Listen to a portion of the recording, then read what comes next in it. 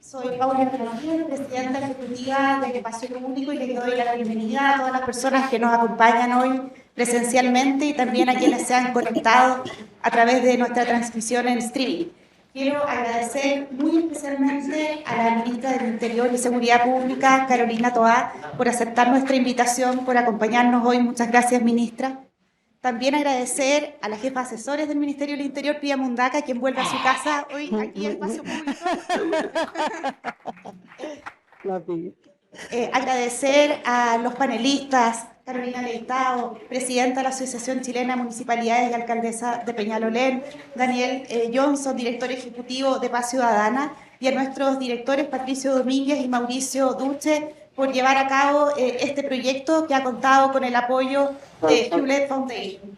Nuestra idea como espacio público es poder aportar a la discusión y elaboración de políticas públicas en materia de seguridad en base a un uso riguroso de la evidencia disponible. Y en ese contexto hemos decidido elaborar una serie de informes, breves informes periódicos sobre esta materia. En esta ocasión presentaremos el primero de esos informes, pero muy especialmente vamos a tener la oportunidad de conocer de primera mano, de parte de la ministra del Interior, los principales ejes y elementos centrales que el gobierno se encuentra incorporando en su política de seguridad para este periodo. Y a partir de toda esta información queremos conversar con nuestros invitados. Así que sin más, dejo con ustedes a Patricio Domínguez, que va a profundizar respecto de nuestros informes en seguridad pública. Muchas gracias por venir.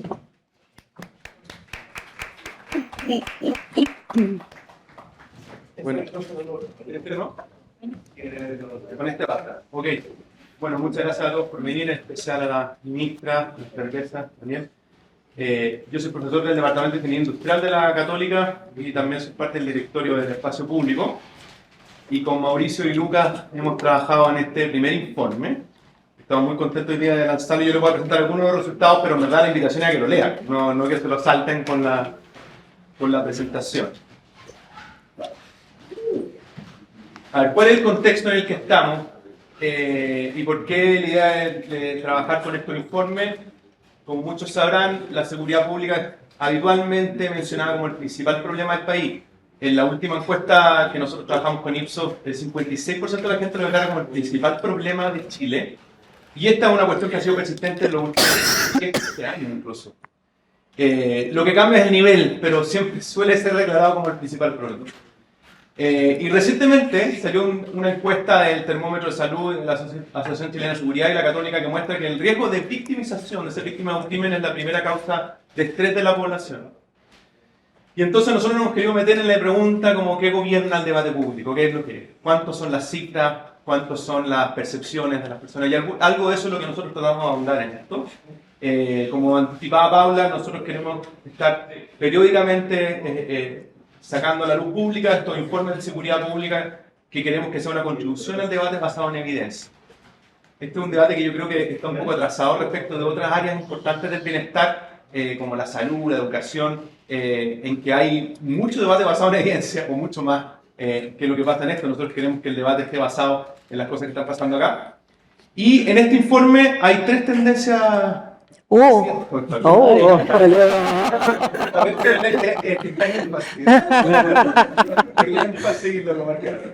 3 tendencias importantes que vamos a mostrar y que ustedes pueden leer. Jugamos harto con los datos, los que les interese eso también lo pueden ver en detalle en el informe.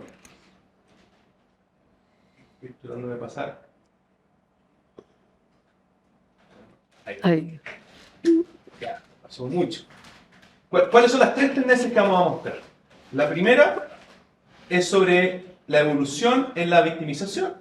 La segunda es sobre una especie de desacople que nosotros notamos que hay entre las percepciones y las cifras de victimización. Y lo tercero son las cifras de homicidio.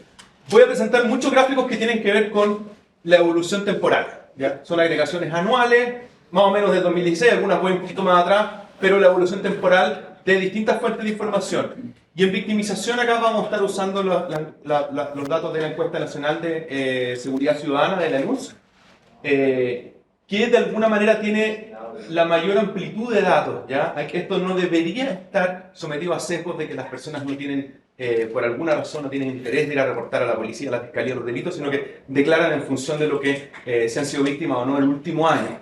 Y alguna vez de nosotros tenemos una serie de datos que es comparable a lo largo del tiempo. Y si uno observa eso incluso en un periodo reciente, los últimos 5 o 6 años, es interesante notar que había una baja en la mayoría de las categorías que son reportadas en esa encuesta, ¿ya? Tanto robo con violencia, robo de vehículos, robo con sorpresa, hurto, etc. Incluso aquí, digamos, uno hace un zoom, digamos, a la escala de estos 5 que están más abajo, también hay una caída en ellos que no se aprecia por el tema de escala anteriormente, ¿ya? Entonces, todos han tenido una reducción importante. Hay cosas que se pueden explicar por la pandemia y la reducción en la cantidad de actividades que desarrollaba la gente al estar muchas veces en las casas, pero eso incluso se observa en el 2021 cuando ya no había tantas restricciones, y obviamente en el 2022 tenemos algunas cosas que también podemos reportar ahí, no de la ENUS, que obviamente no está disponible, pero eso es importante constatar que hay una serie de los últimos 6 años donde se observa una caída en casi todas las categorías de victimización. Eso es una cuestión importante y que nosotros queremos poner a la luz pública y que otros han reportado. Segundo, acá en este gráfico agregamos la pregunta de victimización general, ¿ya? Esta obviamente es el agregado de todos los delitos que vimos anteriormente, entonces por lo tanto también se ve una baja que se ha ido pronunciando sobre todo el último periodo, de 2016 a el 2021. Antes tenía cierta ruido en esa evolución. Interesante también notamos que junto cuando baja las medidas de victimización también han caído la probabilidad de que las personas reporten los delitos cuando son víctimas, ¿ya? Y esta es una cuestión que puede ser preocupante porque cuando no se reportan los delitos, por lo tanto no se investigan, y obviamente eso puede generar un problema, y esa caída del orden de 10 puntos porcentuales, si nosotros vemos los últimos 6 años, yo creo que también llama la atención y es algo que deberíamos pensar en el debate público. Nosotros lo ponemos en el informe también para que quieran leer. Segundo resultado importante que hay en el informe, esto que nosotros lo llamamos especie de desacople entre percepción y realidad. Si uno mira la serie de NUS desde el año 2008 hasta el 2021, todas las preguntas de victimización lo pueden medir de distintas maneras, ya victimización a nivel de hogar, a nivel individual o revictimización, ya. Son estas 3 curvas que están acá abajo. Todas interesantes, que desde el año de nuevo 2016 a la fecha han ido bajando, y arriba pusimos acá, que está medio en otra escala, una pregunta sobre percepción de aumento de la delincuencia. La gente también en esa encuesta se les pregunta si aumentó el crimen en el último año o no. No sé lo que ellos creen. Y es interesante que de alguna manera hay cierto movimiento similar o coincidente en el tiempo hasta el 2016. Y del 2016 en adelante se produce una especie de desacople que voy a hacer un zoom, digamos, esta parte entre la curva azul y la curva verde que se observa acá, ¿ya? Si uno ve, por ejemplo, el último año, aquí están las últimas 3 de victimización y la última, se ve un aumento, y si uno incluso hace un zoom, digamos, específicamente entre las dos agregadas, del 2018 en adelante van perfectamente correlacionados en forma negativa, como diría en econometría, ¿cierto? Y esa cuestión abre una serie de preguntas que a nosotros nos interesa también profundizar en el tiempo, y hipotetizamos algunas cosas acá. El tercer resultado que mostramos en el informe tiene que ver con el aumento de los homicidios, que eso también es reciente. ¿Ya? Eso podría ser una razón de por qué se produce este desacople, ¿cierto? Una de las cuestiones que notamos en las cifras de homicidios es que hay distintas maneras de medirse, ¿ya? Esto a los que no están familiarizados con las cifras de delincuencia les puede decir, pero ¿cómo es posible que no tengamos acuerdo en las cifras de homicidios? Bueno, lo que pasa es que a veces miden cosas distintas. Nosotros acá reportamos los datos de la Fiscalía y los datos de la Policía. En la Fiscalía miden todos los delitos de homicidio, pueden ser homicidios o intentos de homicidios también, ¿ya? Y los casos policiales que son reportados como homicidios. Lo importante es que pese a que las diferencias que hay entre uno y otro, estamos comparando acá incidentes cada 100.000 habitantes, o sea, estamos normalizando por la cantidad de población que hay un aumento en estos años, hay un aumento, una tendencia. Nosotros hacemos un ejercicio de eso, normalizamos las dos series en función del promedio que había entre el 2016 y 2018, por eso el promedio acá está fijado por definición en 1, entonces esto se lee el cambio en relación al promedio que había en el periodo previo. Fíjense que en ambas cifras son bastante coincidentes y en las dos sugieren que hay un aumento de un 35% más o menos en el periodo posterior al 2018 en los homicidios. También, estos son datos más preliminares, incluimos los datos del 2022 del primer semestre. Aquí estamos solamente comparando los primeros semestres de cada año para corregir problemas de estacionalidad y ahí también se ve que incluso en 2022 vuelve a haber un aumento, y eso es obviamente una materia de preocupación. Y el último resultado tiene que ver con la heterogeneidad a nivel regional. Aquí, en este mismo gráfico, mostramos en cada una de estas líneas grises son las variaciones regionales de cada una de las regiones, todas están normalizadas por el número de habitantes, para tener una medida de comparación común. Y fíjense, hay una cuestión interesante que obviamente es motivo de preocupación, que es lo que está pasando en Tarapacá, que ha habido un aumento muy fuerte en la tasa de homicidio.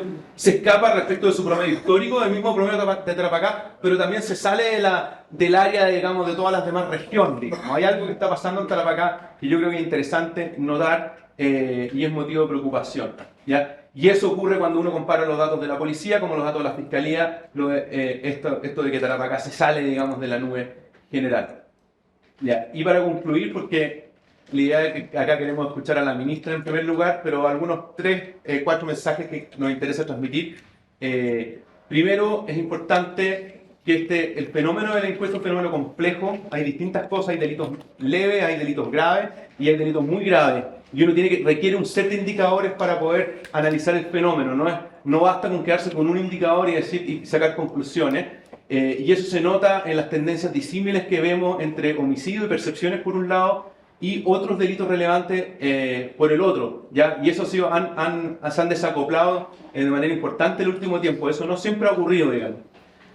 Y en ese sentido nosotros queremos valorar la riqueza de contar con distintos indicadores, con sus diversas fuentes, entender cómo se complementan entre sí, no necesariamente que estén en conflicto, sino que cómo se complementan.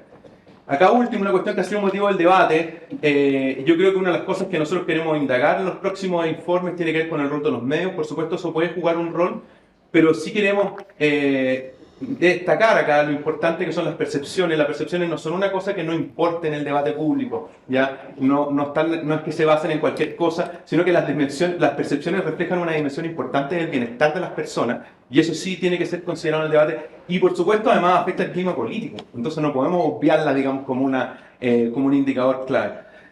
El segundo era un punto que nosotros destacamos acá, tiene que ver con la necesidad de tener una mirada heterogénea y un foco territorial, no solamente por el aumento del homicidio en Tarapacá, y eso hay que estudiarlo, por qué está pasando, cuáles son las cosas que están conduciendo a ese aumento, sino que también, esta es una de las últimas cosas, no lo mostré acá en detalle, pero está en el informe, con el aumento en la proporción de homicidios en que hay un imputado desconocido, ¿ya? Sabemos muy poco por qué está pasando esto, pero esto tiene dos motivos de alerta. Uno, hay un montón de homicidios adicionales que son parte de este aumento, que no se pueden investigar porque no hay información o es muy difícil investigarlo porque no hay información de la persona que eventualmente lo puede haber cometido, pero segundo también quizás refleja un nuevo estilo, digamos, una nueva forma de operar que quizás hace que tengamos como resultado eso que no conocemos quiénes son esos posibles imputados, ¿ya? Obviamente en este informe no incluimos algunos delitos que también podrían ser importantes, podrían explicar algunas de las cosas que ponemos, como la violencia intrafamiliar, drogas y delitos sexuales. No hemos centrado en los principales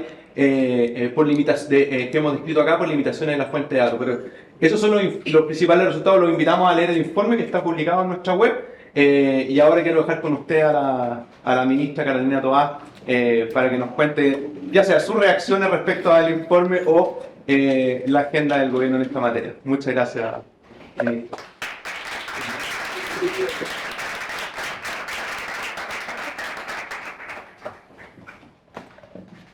Sí. Yo voy a hablar sentada porque si no voy a tragar por papel. ¿Puede ser? Por favor.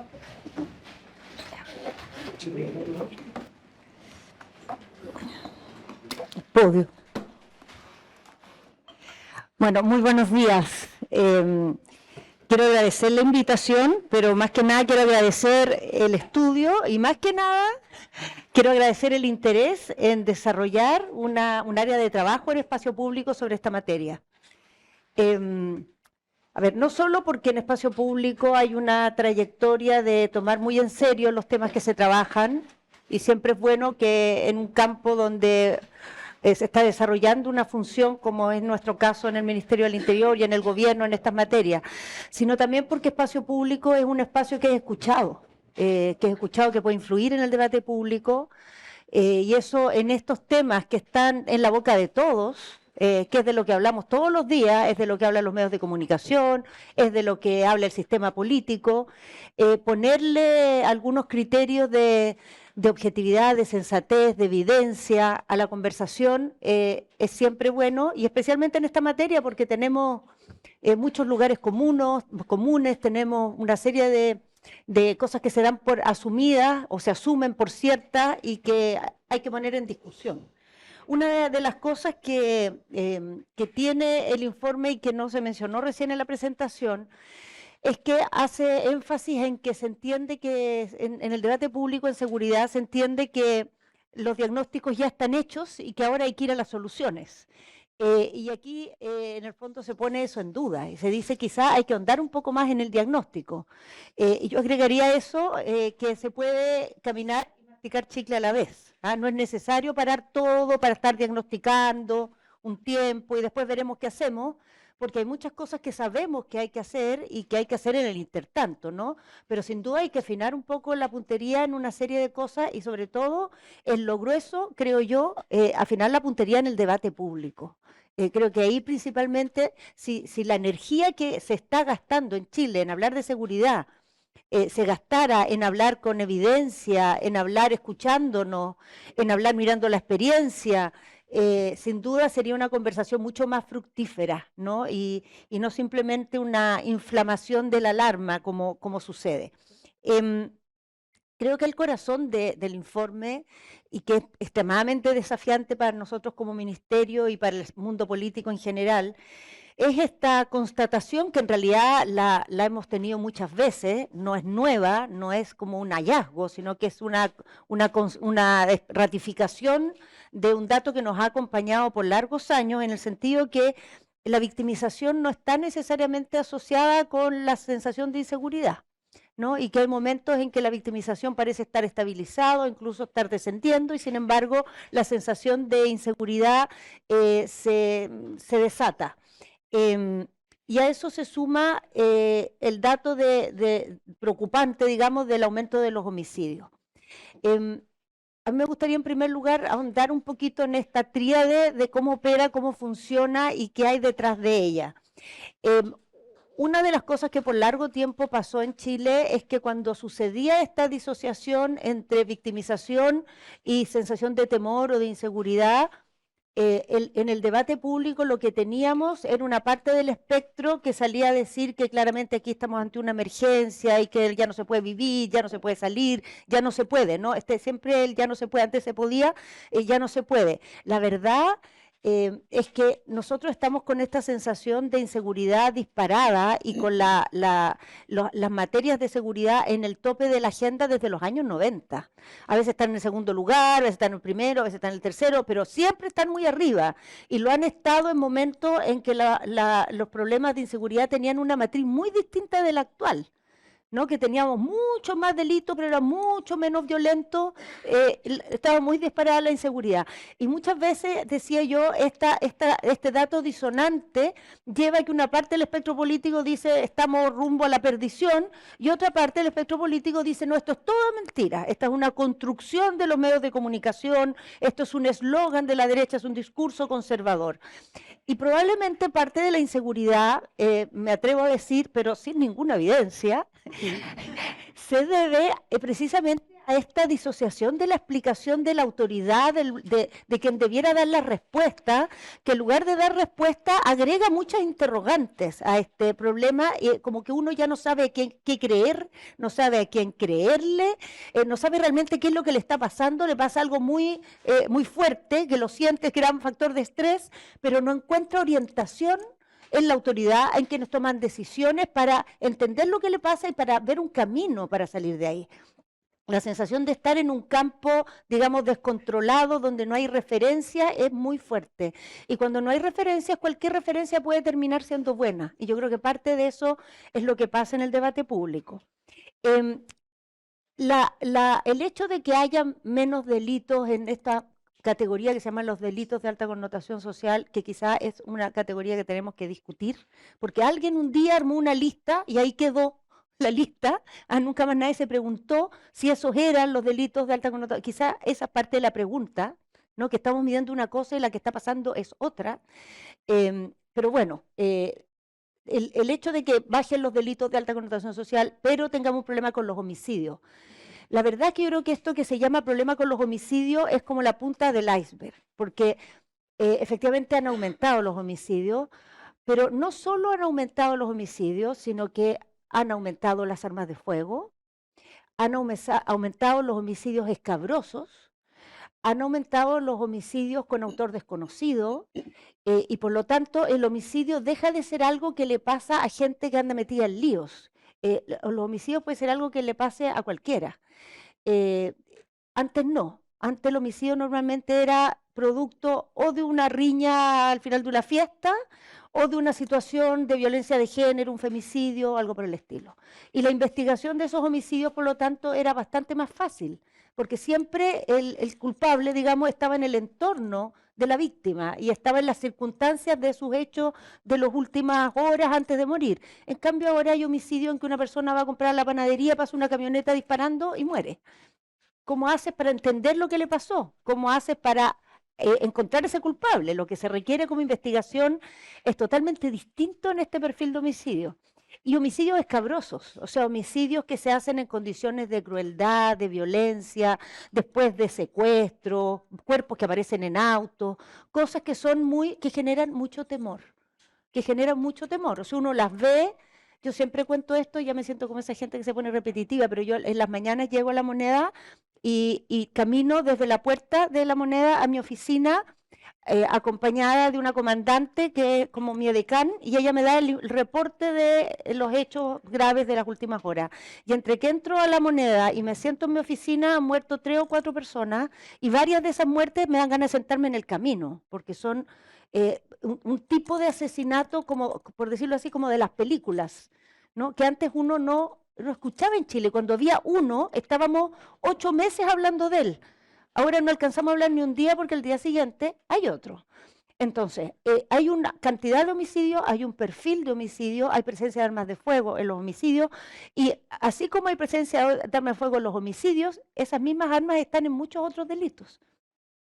Están en muchos robos, están en muchas acciones que ni siquiera se logran identificar, como los disparos al aire o como los funerales narcos. Entonces, esas armas circulando por todas partes y ese potencial del homicidio es un factor de mucho temor. Y cuando además, bueno, voy a ir después a la demás.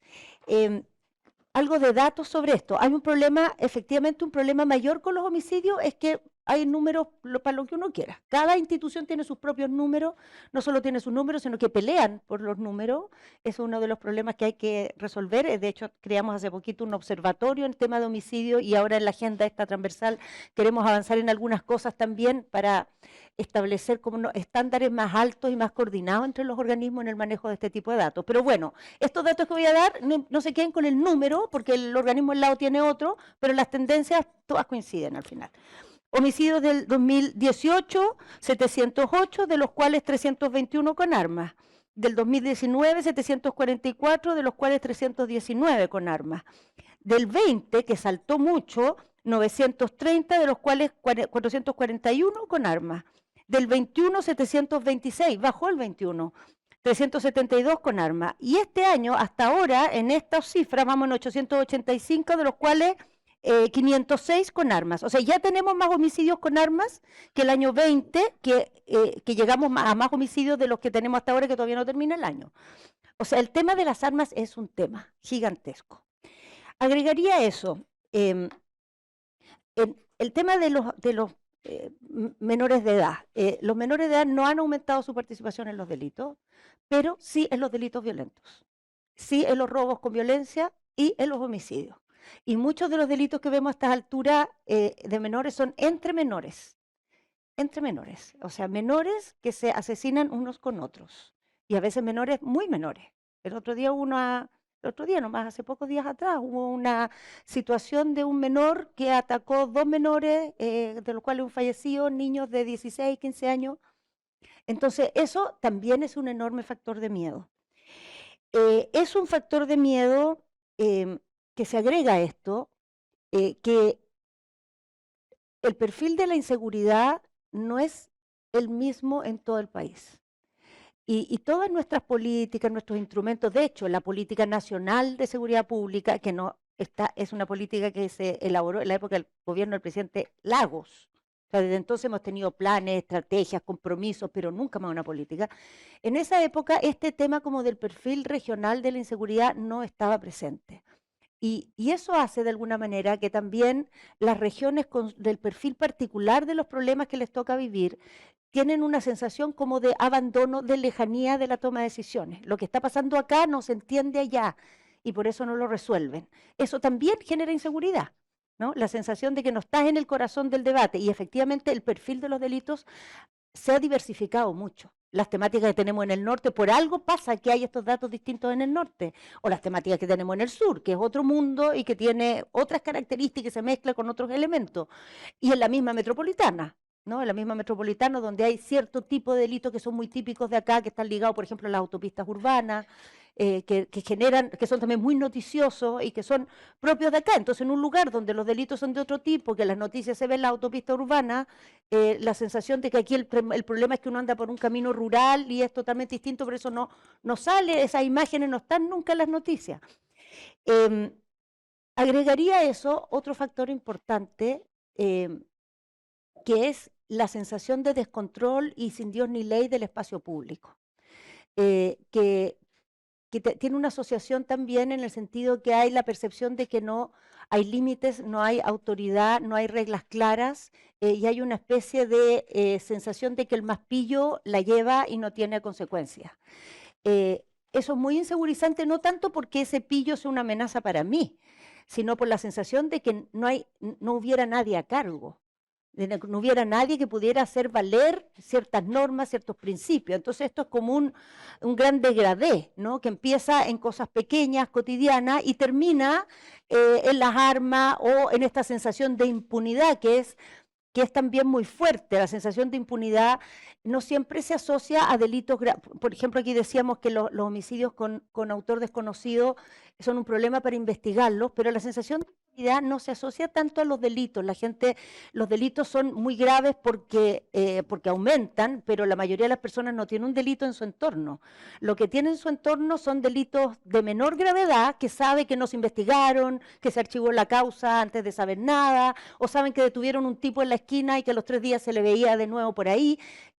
La sensación de impunidad está muy asociada a delitos de menos gravedad, pero la sensación de que no hay capacidad de sanción.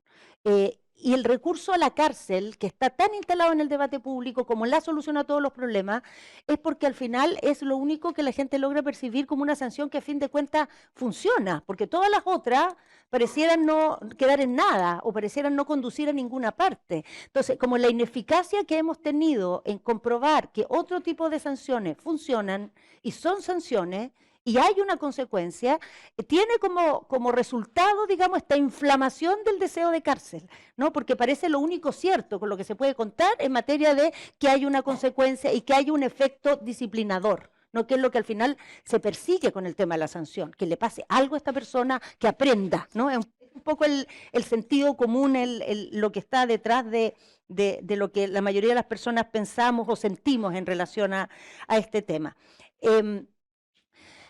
Hay una especie de elefante en la sala que es evidente y del que hay que hablar, que definitivamente está muy asociado a esto, y que son dos elefantitos en realidad. Uno es el fenómeno migratorio, porque el fenómeno migratorio, antes que incluso ir a mirar la evidencia de cuántos extranjeros están involucrados en delitos, lo que es un hecho es que cuando un extranjero está implicado en delitos, es como el delincuente desconocido, ¿no? Cuando uno dice el miedo a lo desconocido, bueno, el miedo al delincuente desconocido es aún mayor. Es un tipo de delincuente sobre el cual se pueden construir todo tipo de imágenes muy terroríficas, ¿no? Porque no lo conocemos, lo hemos visto en la tele, lo asociamos a cosas que hemos visto como relatos de ficción, pero que de repente pareciera que esa ficción de las películas está en nuestro barrio.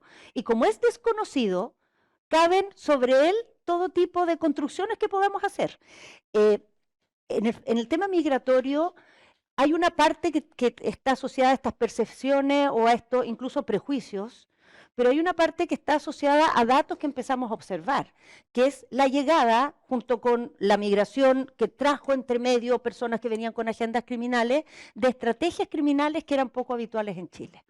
Y eso es algo que yo creo que a esta altura podemos dar como por un hecho, que se han traído a Chile prácticas criminales que no conocíamos y que son particularmente escabrosas y que causan mucho temor. Y como las personas sí conviven mucho con la migración normal, con las personas que trabajan, que están insertas en su barrio, pero este es un objeto desconocido sobre el cual se puede tener estas dudas, estos prejuicios, etcétera, ese se ha transformado en un factor muy fuerte de inseguridad y también de sensación de descontrol, ¿no? Porque la migración de los últimos años está asociada al fenómeno de la migración irregular, al fenómeno de la incapacidad de controlar la frontera, a la mismo pantano discursivo que yo les mencionaba de la política, ¿no? La política se adelantó en esto y construyó la idea de que aquí estaba viendo, bueno, Pía organizó unos vuelos para traer delincuentes a Chile, les pagaba por venirse, de cosas, de ahí para adelante hemos escuchado. La asociación de esta realidad con una serie de incompetencias que tiene el Estado para hacerse cargo de ciertos problemas, por ejemplo la irregularidad, es un foco de sensación de inseguridad, descontrol, impunidad, inutilidad de la autoridad muy grande. Y el segundo elefantito que mencionaba es todo lo que ha pasado en los últimos años con la crisis política, con el cuestionamiento de las instituciones, con la sensación de abuso y de corrupción en las instituciones, y definitivamente ya con la llegada a una situación extrema de estos fenómenos que venían de antes, la verdad que no empezaron ahí, empezaron incluso antes del 2010, pero para el estallido alcanzaron unas dimensiones ya totalmente descontroladas. Y eso también está muy fuertemente asociado no solo a la sensación de inseguridad porque no hay una autoridad válida, legítima en que se pueda confiar, sino también a que este debilitamiento de la autoridad le hace difícil a la autoridad ejercer su rol. Entonces ahí tenemos, por ejemplo, el control de las cosas más pequeñas del espacio público, que antes, por ejemplo, las policías llegaban a un lugar y toda actividad ilegal de ese lugar arrancaba. Hoy día ni se mueve. Y si las policías tratan de hacer algo, son atacadas.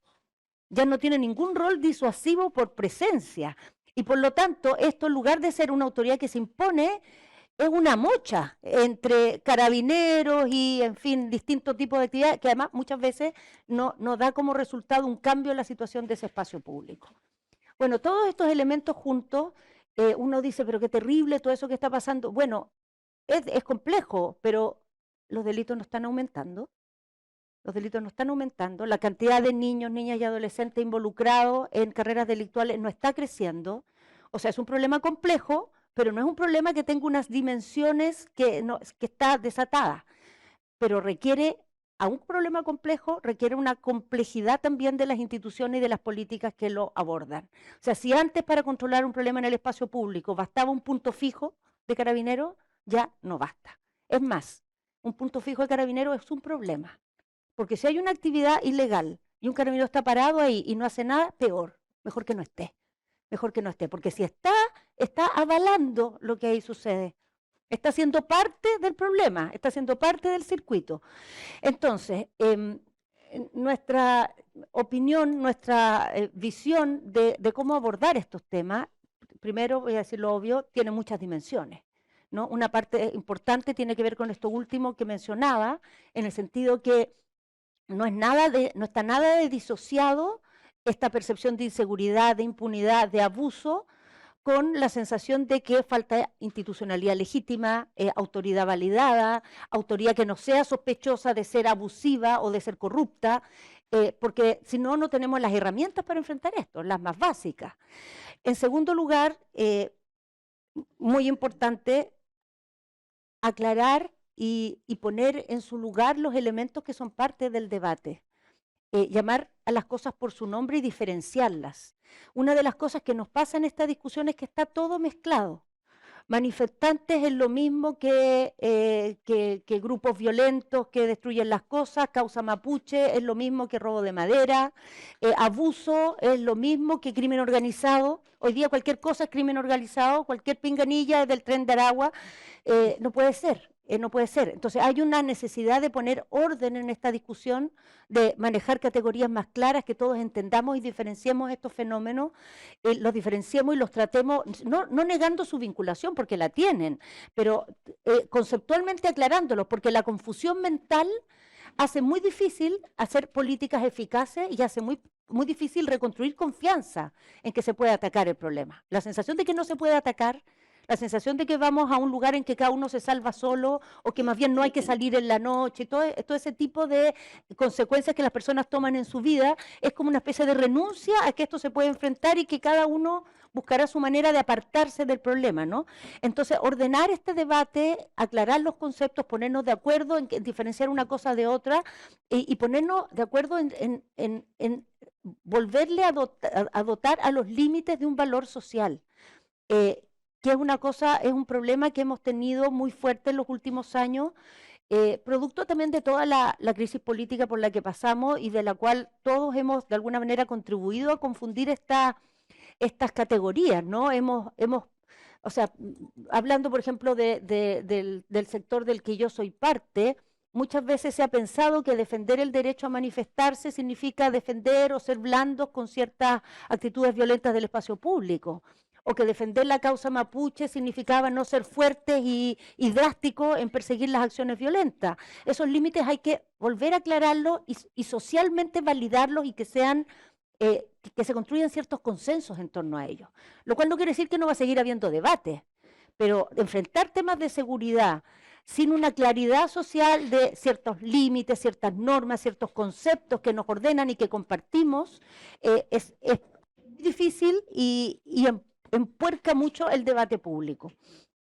Como parte de eso, hemos estado trabajando en el ministerio, Pía, que se fue ahora, ha sido parte de ese trabajo, para tratar de diferenciar tres tipos de cosas que son diferentes, que se relacionan, y que en la discusión tenemos que abordar cada una en su mérito.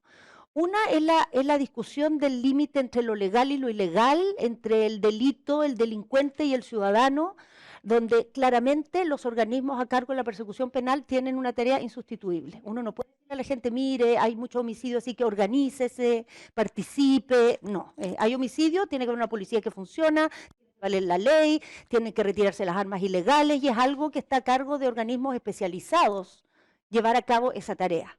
Cuando delitos de esa gravedad, actitudes violentas o acciones criminales son enfrentadas con respuestas elusivas por parte de las autoridades que están a cargo del control, por ejemplo, es que nos faltan fiscales, eso no ha lugar. O sea, la sensación de inseguridad ante cosas de ese tipo, de instituciones que se escudan en sus falencias o que la gente no colabora, en fin, yo creo que ahí hay todo un área muy importante de tratar, pero sin olvidar la correlación con estos dos otros ámbitos que voy a mencionar.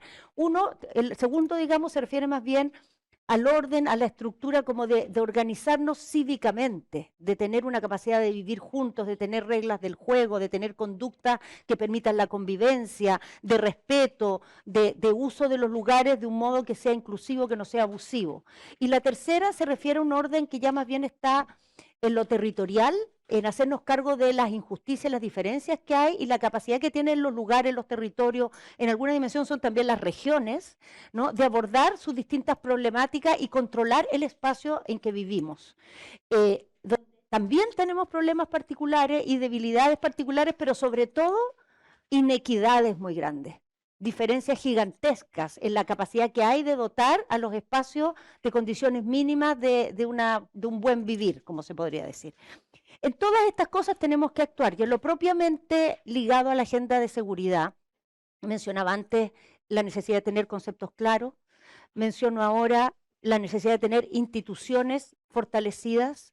En la agenda del gobierno este segundo tema es central y va a tener, yo creo que este gobierno va a dejar muchos progresos desde el punto de vista de fortalecer las instituciones. Todo esto con una cierta dosis de optimismo, pero ustedes comprenderán que en un gobierno de Chile uno o tiene optimismo o se va para otro lado. Un cierto optimismo en el sentido de que en este gobierno vamos a terminar con un Ministerio de Seguridad, que no es solamente un ministerio especializado, así en el sentido de que se dedique solo a esto y no pierda tiempo en politiquerías como el Ministerio del Interior, sino especialmente se refiere a que el Poder Civil tenga una capacidad propia, desarrollada, permanente en el tiempo, de trabajar estos temas, de ser contraparte de los organismos especializados, de conducir el debate público y de sacarlo del pantano de la contingencia política cotidiana. Sinceramente hay muchas razones por las cuales uno podría cuestionar si es útil o no es útil tener un Ministerio de Seguridad, pero una de las razones por las cuales es evidente que es útil es porque las actividades o las tareas del Estado en materia de seguridad puestas en el ministerio más político posible e imaginable, que está en el medio de todos los debates políticos y que tiene equipos humanos y autoridades que están ligadas 100% a los ciclos políticos, hace muy difícil que se desarrollen capacidades profesionales, técnicas permanentes de tratar estos temas. Tener un ministerio especializado va a permitir que eso exista y eso es lo que va a permitir, a fin de cuentas, que haya control civil de las policías. El control civil de las policías falta no solo porque las autoridades son débiles, sino porque para controlar a las policías les tienen que preguntar a las policías, oiga, disculpe, ¿me puede decir cuántos problemas ha tenido de ineficiencia policial para controlarlo? Porque no hay información propia, porque no hay equipos técnicos propios, porque no hay conocimiento acumulado, hay rotación del personal de gobierno en gobierno de una forma que hace prácticamente imposible un trabajo que sea constante en el tiempo, que acumule, se ponga metas de mediano plazo, que tenga persistencia, que tenga evidencia. Entonces, la institucional, ¿nos tenemos que ir? Ya. La institucionalidad fundamental, y esto no es solo en materia de ministerio, tenemos en proceso tema de reforma a las policías, tenemos legislación de inteligencia, tenemos legislación de ciberseguridad, y vamos a tener, si todo sale bien, nuevas autoridades en el Ministerio Público, y eso va a permitir armar una agenda también con el Ministerio Público, es parte de los compromisos, de hecho, que se tomó en este presupuesto, después de muchos debates que nos pusieron los parlamentarios. En tercer lugar, nos parece, bueno, muy ligado al anterior, el gobierno está desarrollando una agenda muy en serio para enfrentar los temas de crimen organizado. Crimen organizado no es todo el crimen, pero el crimen organizado se vincula con todo el crimen, porque de alguna manera el crimen organizado se vale, contrata servicios y presta también apoyo a todo el resto del crimen, por ejemplo en el ámbito de las armas, por ejemplo en el ámbito de la droga, por ejemplo en el ámbito de la trata de personas, y además tiene las características de ser un tipo de crimen, precisamente por su organización, que es mucho más desafiante de tratar porque es más sofisticado, ¿no? Está más elaborado, maneja más información, tiene más conocimientos, está técnicamente más pulido de lo que estábamos acostumbrados en el crimen habitual de Chile. Y ahí la estrategia que se está trabajando en el gobierno tiene multiplicidad de elementos porque va desde la legislación hasta los recursos, hasta el modo de trabajar a través de los consejos contra el crimen organizado con todas las instituciones y a tener, digamos, una política nacional contra el crimen organizado que la va a anunciar la próxima semana, creo que es el presidente de la República, va a anunciar la política contra el crimen organizado. Bueno, esto se me olvidó y se me pasó a mencionar que en este tema de fortalecer las instituciones, uno de los fortalecimientos más importantes que se quiere hacer y para el cual se están pensando múltiples dispositivos, es que los organismos, las agencias del Estado que trabajan en los temas de seguridad, las hagamos trabajar de una manera diferente. No ya en silos aislados, sino mucho más integradas, capaces de compartir información, de hacer estrategias en común, de coordinarse operativamente, de prestarse entre ellos también experiencia, y esto vale tanto para el crimen organizado de alta sofisticación como para estos temas que parecen menores del espacio público. El espacio público tiene tanta sofisticación para ser tratado como el crimen organizado. Cambiar la dinámica que hay en la plaza de armas no es cosa de mandar 30 carabineros por 2 meses seguidos. Los 30 carabineros se necesitan, ciertamente, pero hay que hacer una serie de cosas más que en Chile siempre las hemos tomado a la ligera, como que fueran obvias o fueran fáciles. Y eso es también una tecnología. Eso es también un método, eso también requiere una sofisticación de política pública que en Chile nos tenemos que empezar a tomar en serio. El gobierno tiene en esta área el espacio público, su recuperación, una estrategia de intervención en muchos lugares, pero que solo va a ser efectiva en la medida que tiene de parte de la autoridad local esta capacidad de hacer estrategias de ocupación, de administración del espacio, que tomen todos estos elementos. Y último punto que quisiera mencionar, y va a ser bien a la pasada, nos tenemos que ir al compromiso transversal. No, son dos últimos puntos. Uno es esto del compromiso transversal, que quiero decir, más allá del contenido que termine teniendo, que por cierto estamos buscando que sea un buen contenido, es un camino para sacar del pantano el debate de la seguridad. Es un camino para ponernos de acuerdo en qué es lo importante, hacerlo, y que esto no sea un permanente cancha, un ring de pelea o de pelea en el barro como suele ser, y que esto está en el círculo también de esta sensación de inutilidad o de descontrol o de falta de autoridad que la gente percibe. Y ahora sí, el último, en materia preventiva, donde el país ha venido avanzando en una serie de cambios que se tienen que, digamos, ejecutar en gran parte en este gobierno, especialmente en lo que se refiere a la temática de niños, niñas y adolescentes, pero nos parece que el corazón del asunto en materia preventiva está en apostar al territorio.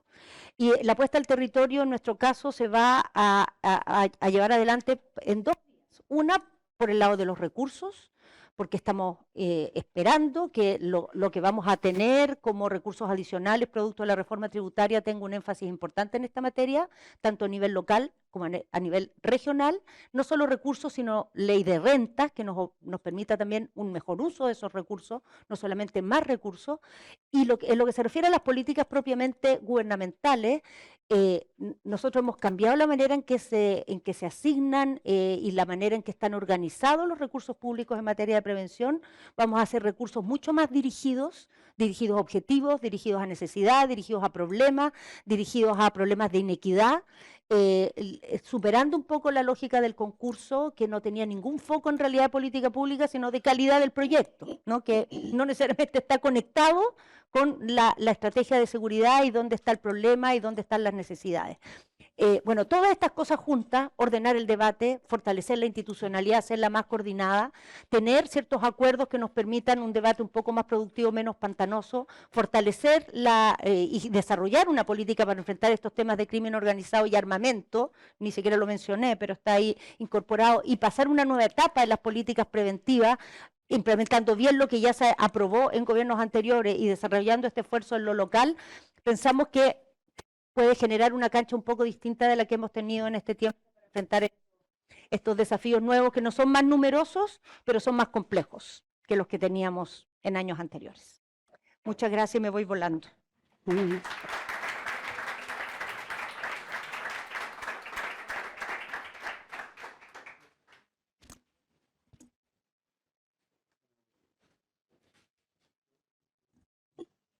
Sí, más rato. Más ratito.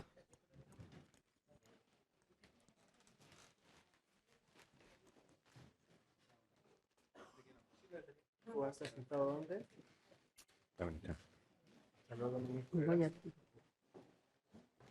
¿Está listo? Sí.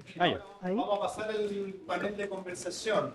Entonces voy a dejar al otro autor del artículo, que es Mauricio Daniel, con usted. Gracias. Oye, tanto que comentar.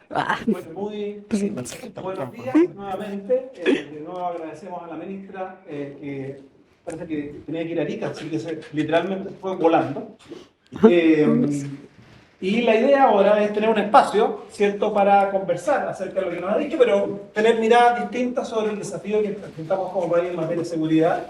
No voy a gastar mucho tiempo en las presentaciones, ya lo han dicho, pero contarles un poco la elección del por qué los invitamos a ellos. Nos parece que era interesante complementar la visión que nos puede presentar la ministra con una visión territorial. Ella puso mucho énfasis en la última parte, así que muy pertinente hablar con alguien que tiene mucha experiencia en su trabajo como alcaldesa, como es Carolina, ¿cierto? Pero también en una visión más global de lo que ocurre a nivel territorial en la Asociación Chilena de Municipalidad. Y por otra parte, una visión tal vez más técnica, más general, más macro, en alguien como Daniel Johnson de Paz Ciudadana, que es una institución, como ustedes saben, que lleva muchos años aportando al debate público, produciendo evidencia, y por tanto que probablemente también tienen capacidad de ir detectando otros elementos del debate que a veces van quedando rezagados. ¿Cómo vamos a operar muy rápidamente? Acordamos que yo les voy a dar unos primeros minutos para que tienen una primera reacción general, unos 5 minutos máximo, ojalá, porque el tiempo nos fue comiendo. Y después vamos a ir con algunas preguntas que yo tengo preparadas, que son comunes para ambos, un par tal vez específicas, y vamos a dejar un espacio final para preguntas del público, que pueden hacer también quienes están en streaming, a través del correo electrónico comunicaciones@espaciopublico.cl, comunicaciones@espaciopublico.cl. Vamos a ver cuánto tiempo tenemos, acumularemos un par y nuestros panelistas van a poder ir sobre ello. Entonces, parto por agradecerles nuevamente y tal vez una primera reacción a lo que escuchamos, un primer énfasis que ustedes quisieran poner acerca del desafío que enfrenta el país desde la visión que tienen ustedes de los roles que ocupan. Carolina. Hola, muy buenos días. Muchas gracias primero por la invitación a participar de este panel y espacio público y por supuesto saludar también a quien me acompaña, Daniel, Mauricio, gracias por este espacio. La verdad es que habla la ministra y a uno se le van ocurriendo mil cosas que quiere comentar, pero vamos a tratar de ajustarnos también a un poco a algunos elementos que yo creo que son importantes y quizás algunos comentarios en relación a lo que señalaba la ministra. Yo comparto y efectivamente creo que es necesario hacer una conversación más profunda y de fondo respecto de las causas, de los diagnósticos que tenemos, de separar las conversaciones, de separar los temas, y creo que es necesario para avanzar en temas de seguridad. Y creo que en esa línea también es importante generar algunas discusiones respecto de cuánto hablamos cuando uno dice, mira, si yo voy al barrio con mis vecinos y le digo la victimización ha disminuido, me van a mirar con cara y probablemente ustedes dicen lo mismo, ¿o no? O sea, como que a nadie da lo mismo lo que tú le digas si bajaron los delitos, si la persona que vive en su casa vive con miedo y sabe que al vecino de al lado, al de más allá, al del frente, al del otro lado le han robado. Por lo tanto, o le robaron el auto, y en esto quiero ser súper también como llevar también al tema de lo que es la experiencia. No es lo mismo hablar del delito en Providencia, en Las Condes, que hablar en San Ramón, Peñalolén, La Pintana, en comunas donde se vive diariamente y durante la noche situaciones en las cuales personas circulan con armas por la calle, tiran fuegos artificiales, los narcotraficantes están en la esquina traficando toda la noche, donde las personas se tienen que guardar a las 8 de la noche o a las 10, en este caso en el verano, cuando cae el sol, porque ya no se puede circular y porque efectivamente no se puede circular porque puede ser víctima de un balazo, una bala loca, o porque se están enfrentando las bandas. O sea, no vivir la seguridad hoy día en Chile y en las regiones y en Santiago no es lo mismo desde donde se vive. No es lo mismo tener temor a que circules por una autopista y te hagan un portonazo, y lo otro es que además la percepción tiene mucho también que ver con cómo se transmiten las cosas. O sea, yo he hablado con alcaldes que me dicen, mira, yo vivo en una región donde los vecinos están atemorizados por los portonazos y aquí no hay portonazos. O sea, no existe porque están en zonas rurales o porque... Y dice, ¿por qué? Porque están todo el día viendo la televisión y el matinal parte con los portonazos, parte. El tema de las imágenes en un delito son bien importantes. Cómo se estigmatizan las comunas depende de... Uno dice, oh, en esta comuna se lo pasan, y no tiene que ver con las cifras que existen y que se revelan, sino que tiene que ver con cuántas veces salió una comuna en un matinal, pero es porque hay más imágenes sobre el delito. Si no hay imagen, el delito no sale. Los ajustes de cuentas existen hace mucho tiempo. Nosotros lo hemos vivido y hemos hecho trabajo y análisis respecto de estos temas. ¿Cuál es el tema? Que hoy día hay imágenes de los ajustes de cuentas, hay videos, y son impactantes, y por supuesto entonces hacen que eso se releve, pero no dejan de, no son nuevos, no son delitos nuevos. Lo que pasa es que hoy día hay, como decía la ministra, efectivamente tienen otras formas de actuar porque son importados, por decirlo así, y que vienen de otros tipos de comisión de delitos, pero ajustes de cuentas tenemos hace mucho tiempo. Entonces creo que el análisis de estos datos y del tema de la victimización hay que hacerlo desde la realidad concreta, y también por ejemplo, en el tema que hablaba de los menores de edad en la comisión de delitos, es verdad, nosotros lo hemos podido demostrar de que hay menos, incluso menos, en el caso de Peñalolén al menos tenemos los datos de que hay menos niños ingresando en la carrera delictual, pero lo que sí no hemos podido ganar no solo es en el ámbito de que cometen delitos más violentos, sino que también en que hay mayor reincidencia y reiteración de delitos. Es decir, aquellos niños que no logramos sacar del circuito se transforman en niños más violentos y que terminan siendo, estos mismos niños son los mismos que puede aparecer en las cifras delictuales como personas de mucha reincidencia, o sea que nunca logramos sacar de este circuito. Entonces hay que preocuparse. ¿Y qué es lo que pasa con eso? Nosotros hemos hecho políticas específicas, esto no es gratis, no es que ha sido por el azar que hay menos niños delincuentes, hay programas de intervención y los programas sirven, pero el tema es que son pocos y claramente no logran generar, por ejemplo, las intervenciones más profundas, aquellas que requieren de niños más complejos, por supuesto que fallan, porque no tenemos ni las herramientas, ni las terapias, tienen suficientemente para abordar, suficientes recursos, etcétera, para abordar estos temas. Entonces, creo que toda esta mirada que hace la ministra respecto a la seguridad a mí me parece súper pertinente, creo que hay que darle el enfoque territorial, creo que tiene mucho que ver con ajustarlo a los territorios también de las distintas realidades, dejar de hacer una conversación que a veces comunicacionalmente puede ser muy efectista, pero poco efectiva, y por supuesto también creo que el tema, y por último en el tema del debilitamiento de la autoridad, yo creo que es un tema fundamental. Y yo creo que ahí hay dos factores que han influido en eso. Yo creo que el primero, a propósito del rol de la política y todo, creo que hay autoridades en su minuto, parlamentarios, alcaldes también, u otros quienes, o sea, no solo la ciudadanía, sino que autoridades que han confundido la legitimidad de las causas a veces con los métodos para reivindicarlas. Y yo creo que hay causas que son legítimas, o sea, que la gente reclame. Pasó en el estallido, creo que confundir la causa con el método me parece un tremendo error, porque la causa está, es real, la hemos vivido, la hemos dicho los alcaldes, para qué decir cómo la veníamos transmitiendo hace rato respecto de los temas de inequidad, etcétera, y tanto más, el abuso, o sea, las causas están. Otra cosa, el método, cómo reivindicarla. Y lo segundo, el confundir cuando los hechos tienen explicación tienen justificación. O sea, hay cosas que se explican. O sea, cuando uno ve barras del fútbol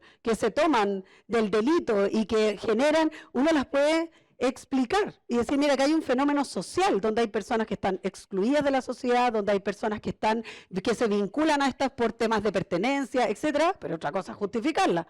Entonces yo creo que son cosas distintas. Yo creo que ahí nos falta un poquito más también en el lenguaje de también ser más precisos y de repente atreverse a defender cosas. O sea, yo al menos me he atrevido muchas veces a hacer cosas que probablemente quizás me pusieron en riesgo poder reelegirme como alcaldesa, pero tengo la convicción de que uno tiene que defenderlas cuando cree en ellas nomás. Y por último, el tiempo probablemente me ha dado mala razón, podría él no haber sido así, pero bueno, creo que también es importante atreverse, digamos, a decir algunas cosas. Gracias, Carolina. Después vamos a volver a algunos temas que Sí. están dando vuelta. En lo territorial después vamos a volver por un tema muy central. Daniel, en esta primera vuelta, ¿cuál es tu primera reacción, los temas que te gustaría enfatizar? A ver, también me pasa lo mismo, hay hartas cosas, hemos hecho un barrido tan general que cuesta de repente enfocarse en algunas cosas particulares. Pero, a ver, primero agradecer a Espacio Público la invitación. Creo que aquí tenemos un punto de convergencia súper potente de las organizaciones de la sociedad civil, los centros de estudio como Espacio Público, como la Fundación Paz Ciudadana que yo represento, en que escuchamos a una ministra que tiene un barrido muy claro, que tiene ciertas líneas de acción también bastante bien definidas, pero cuesta mucho, y le pasa a lo mismo que decía la alcaldesa, le pasa mucho a las autoridades de gobierno que son electas, que tienen dificultades para poder implementar políticas públicas que, aunque tengan evidencia, no son percibidas por la ciudadanía como útiles. Y nuestro rol y este tipo de espacios donde podemos, de difusión, donde podemos compartir ideas que realmente puedan tener evidencia y donde podamos explicarlas de una manera en que la ciudadanía pueda entenderlas también, de manera que se genere el círculo en que la ciudadanía pide lo mismo que parece resultar y de eso converja una política pública efectiva, son fundamentales. Así que primero agradecer el espacio y ojalá haya muchos más como este para poder seguir ahondando en estas materias y poder seguir difundiendo. El enfoque evidentemente basado en evidencia para nosotros es fundamental. Felicitar el trabajo de Patricio y todo el equipo que generó este informe. Temas generales, uno, la inseguridad. Evidentemente tenemos hoy día tenemos un nivel de preocupación alto. no es novedoso, ya lo decía la ministra, pero hay que tener cuidado en que la pregunta que normalmente se hace para establecer que la preocupación es la seguridad, que es como se lee, que es la pregunta que hace el CEP y muchos otros instrumentos, la ENUSC también, es cuál es el tema que usted cree que el gobierno debería preocuparse en primer lugar. Hay muchos temas en que uno podría sentirse como ciudadano necesitado de preocuparse, que a lo mejor es mi primera preocupación, pero la seguridad es un tema en que uno individualmente siente que tiene pocas herramientas para hacerse cargo. Además, proteger su casa, todo, pero no sabemos que la mayoría de los delitos ocurren en el espacio público. Entonces, un ciudadano en el espacio público no tiene una gran cantidad de herramientas para hacerse cargo del problema y por lo tanto es una exigencia que el ciudadano le hace a un gobierno y es algo que es distinto y por eso que hay que tener atención también en cómo se hace esa pregunta. No es una pregunta general cuál es la primera preocupación de todos los chilenos, es cuál es la primera preocupación que usted cree que el gobierno debería hacerse cargo. En segundo lugar, empezamos a ver las encuestas de victimización y evidentemente son un instrumento súper potente. Aquí, un anuncio, es importante que este año 2022 hay rumores por ahí que la ENUSC podría estar en riesgo en el 2022. No podemos nacer la ENUSC en un año en que hay unas condiciones tan cambiantes, en que estamos saliendo de una pandemia, en que estamos todos hablando de que tenemos que definir políticas públicas basadas en evidencia, necesitamos datos y por lo tanto ojalá que eso no sea así, que la encuesta se haga este año también, porque hay información extremadamente relevante. Ustedes se basaron principalmente en la ENUSC. Hay unas encuestas muy buenas también que podrían considerar, una anticipación ciudadana. Están citadas, sí, por ahí. Por otro lado, el temor, bueno, eso está el tema de la victimización y evidentemente cuando vemos y comparamos los datos de victimización con respecto al temor, las encuestas de victimización también, a pesar de que las celebro mucho, tienen que mirarse con atención. Porque evidentemente cuando contamos, lo decía la ministra, estos índices que agrupan, cometen errores porque evidentemente no es lo mismo un delito que otro. Un hurto no va a ser lo mismo que un homicidio, por supuesto, y solemos contarlos como si fueran uno y por eso que es importante que ustedes hagan esta separación por tipo de delito, pero cuesta sumarlos, cuesta entenderlo, qué tanto más afectado se va a sentir una persona por el delito cuando hay 3 homicidios más, pero a lo mejor 10.000 robos con violencia menos. Es muy difícil hacer esas comparaciones y por lo tanto es importante que tengamos atención en cómo analizamos este tipo de encuestas. Y por otro lado, el temor, entonces no va a estar directamente vinculado a la cantidad de familias que están siendo victimizadas, sino que el temor tiene muchos otros factores, ya la ministra nombraba algunos, pero primero, antes de ver las causas, es ver los efectos. Y la alcaldesa ya decía algunas cosas de eso. ¿Por qué es tan relevante que aunque veamos que la victimización baja en ciertos índices, tengamos tanta preocupación por la inseguridad? Es porque ese temor genera daños muy profundos y muchas veces bien permanentes en las familias. Nosotros en el índice Paz Ciudadana preguntamos también qué cambios de comportamiento ha tenido la ciudadanía en función del temor que está sintiendo. Y las familias, más de un 70% está declarando que ha dejado de salir a ciertos lugares.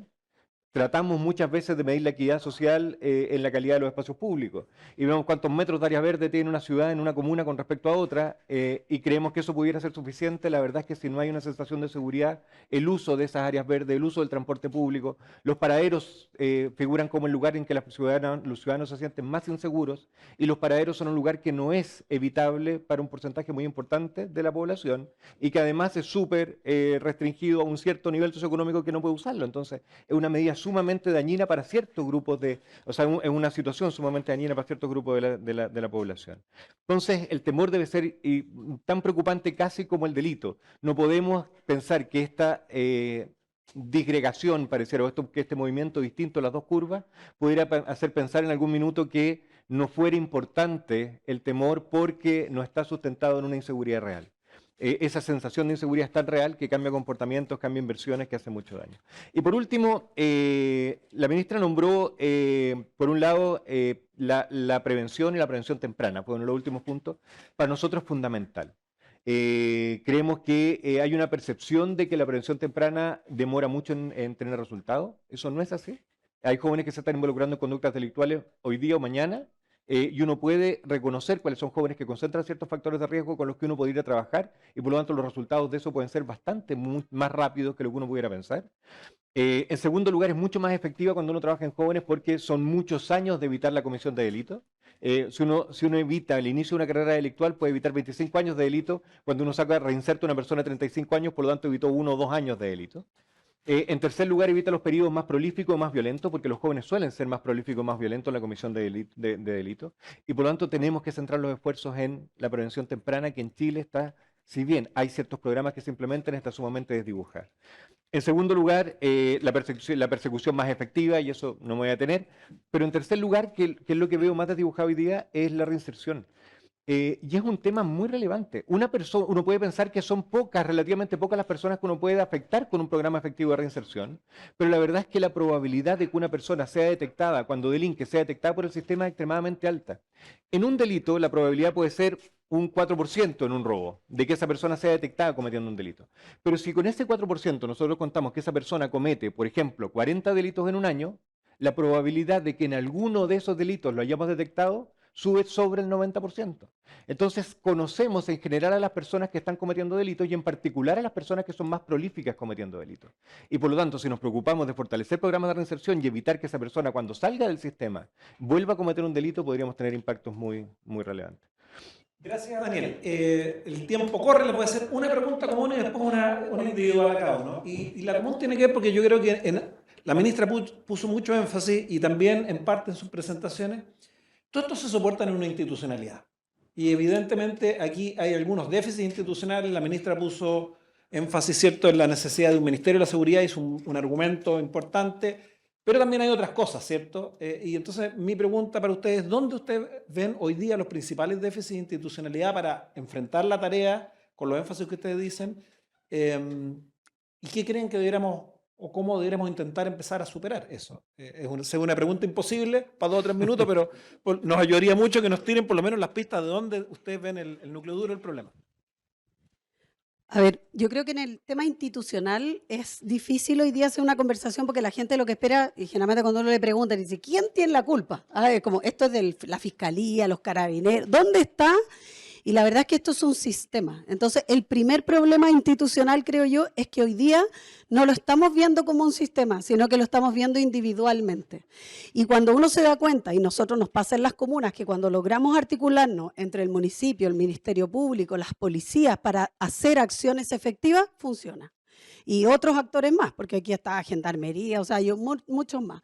Cuando nosotros tenemos los consejos comunales de seguridad, nosotros finalmente vemos que hay una fortaleza y una debilidad. La fortaleza es que reúne una gran cantidad de personas que están vinculadas a este tema. La debilidad es que muchas veces no son muy eficientes en la acción porque justamente articular la acción de todas estas instituciones depende de la voluntad política del alcalde, de la voluntad del mayor de turno, de la voluntad del fiscal si es buena onda, mala onda, o si quiere trabajar o no con el municipio. O sea, depende de muchas voluntades. Por lo tanto, creo que la principal debilidad institucional tiene que ver con que esto tiene que ser menos voluntario y tiene que generarse más espacios donde haya definiciones comunes con metas, objetivos, y que hoy día hay instrumentos, por ejemplo, como el STOP, es tremendamente débil porque hay delitos que no mide, por ejemplo, como el tema del tráfico. Y hoy día las principales demandas y temas de percepción de inseguridad están vinculados al narcotráfico. O sea, puede que no ocurra ni un delito alrededor ese día, puede que no sea un hotspot, pero siendo una persona circulando toda la noche con armas y traficando en ese barrio, por supuesto que hay una gran percepción de temor y hay un delito potencial, pero claro, no hay una denuncia concreta de delito porque esa persona no va a cometer el delito ahí, sino que entonces, por eso que también tiene que ver con la percepción y por lo tanto, cuando hay este tema de esta debilidad institucional, y lo digo en el STOP porque, por ejemplo, el STOP solo mide lo que hace Carabineros, no involucra investigaciones, no son metas que nos propongamos entre nosotros, sino que los alcaldes vamos al STOP, pero vamos a escuchar lo que Carabineros se propuso ellos como meta y no algo que nosotros hayamos definido en conjunto. Entonces, creo que la primera debilidad es que toda la falta de articulación institucional es tremenda y yo creo que la primera tarea es cómo articularla. Y la segunda, creo yo, sí. Después te voy a preguntar de cómo lo articulamos en lo territorial, pero ¿podría ser un agente articulador adecuado el ministerio, un nuevo Ministerio de Seguridad? ¿Sabes que eso puede ser una solución? Yo creo que hay dos cosas. Primero, como esto tiene que tener un carácter también territorial, creo que, por ejemplo, aquí el rol de las gobernaciones regionales es fundamental, porque tienen el liderazgo político. Por ejemplo, hoy día las delegaciones no lo están haciendo porque no tienen la impronta, digamos, o sea, el gobernador o gobernadoras electas. Y por lo tanto tienen el liderazgo de poder ejercer algo que perfectamente podrían articular en el territorio. O sea, cuando hablamos, por ejemplo, de la región metropolitana, las comunas están conurbadas una con la otra, y hoy día esta mirada comunal del delito es un absurdo, porque el delito se mueve, porque el delito que cometen en una comuna termina en termina en otra comuna, porque el delito, cuando es más fácil hacerlo en la vereda al frente o en la vereda de acá, entonces requiere de una mirada mucho más articuladora. Yo creo que, por ejemplo, tanto el Ministerio del Interior es uno que articula instituciones, digamos, a nivel nacional, etcétera, pero en el ámbito local, por ejemplo, las gobernaciones debiesen tomar un rol más protagónico de articulación de tareas comunes, proponernos mirar el delito de manera más... siempre he criticado cuando los gobiernos anuncian estas miradas comunales, oye, vamos a hacer el plan no sé cuánto en 15 comunas. Y yo le digo, mira, esto tiene que tener miradas de macrozonas. Tú tienes que trabajar por macrozonas, no por comunas, y además porque estigmatiza, porque no tiene sentido. O sea, lo que pasa en Ñuñoa, en Macul, en La Florida, al lado de Peñalolén, es exactamente lo mismo, y el delito se desplaza. Tú llevas carabineros para acá y el delito se va para la comuna al frente, sí, es obvio. Entonces, yo creo que ahí falta una mayor articulación, y por eso que el tema de un Ministerio de la Seguridad también obligaría a generar estas instancias de mejor coordinación, de mayor énfasis en el trabajo territorial, focalizado en territorio y no necesariamente comunal, y que haga que los alcaldes estemos compitiendo uno con el otro por más carabineros, que yo te quito los de allá, porque pásamelo a mí, o el vehículo, porque a ti te dieron 10 y a mí me dieron 2, etcétera. Yo creo que eso es parte importante también del problema que tenemos hoy día. El tuyo funciona, así que vuelve a lo normal.